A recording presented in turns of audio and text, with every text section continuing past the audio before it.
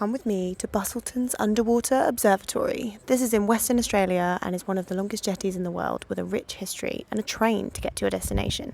To get onto the train, I had to wheel across the platforms, and there was a ramp that you could take on and off for any of the carriages, and all the seats folded up to make plenty of room for you and friends to fit your wheelchair into the carriage. The volunteers on the jetty waved the flag and we were off. I dragged my poor personal tour guide, Cousin Cam, with. The view from the train was really nice, and children's voices told you the history of the jetty and the train itself, which was a nice touch. The ride takes about 20 minutes to half an hour, so allow time for this either end of your trip. There were also memorial plaques and things you could see along the way. When we got to the observatory, the tour guides were mic'd with an audio loop and there were multiple languages to read. Hi, Neve.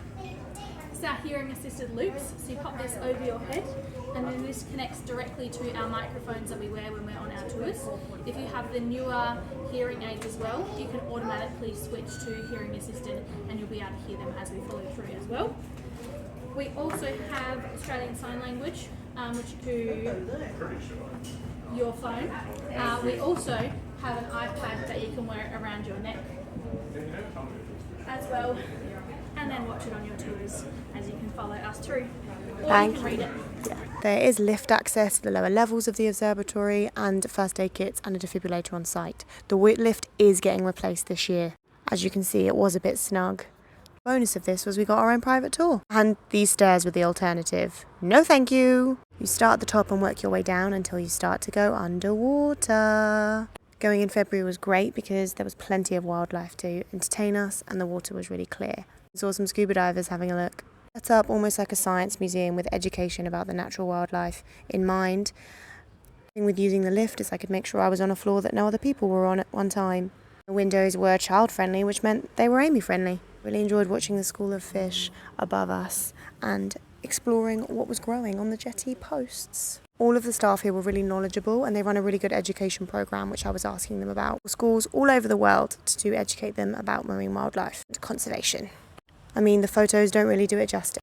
After our tour, we knew we had to get a train back. Before that, we wanted to go all the way to the end of the jetty and see the furthest point where you can see the beautiful views. They have this sign at the end marking how far it is to major cities and countries.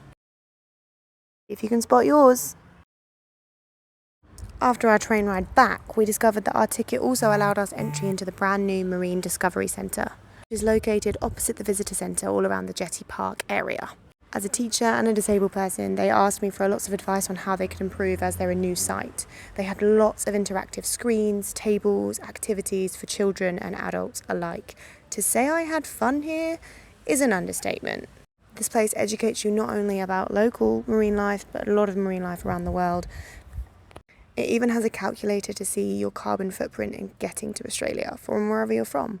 They offer talks with professionals before and after your time on the jetty and have microscopes to explore the different kinds of coral.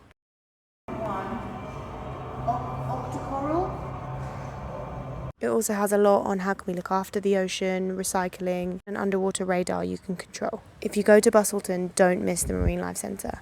Finally, the visitor centre itself blew my mind with this lowering desk for their kiosk. Your legs, room for activities, you just lower the desk to this height. I want to cry.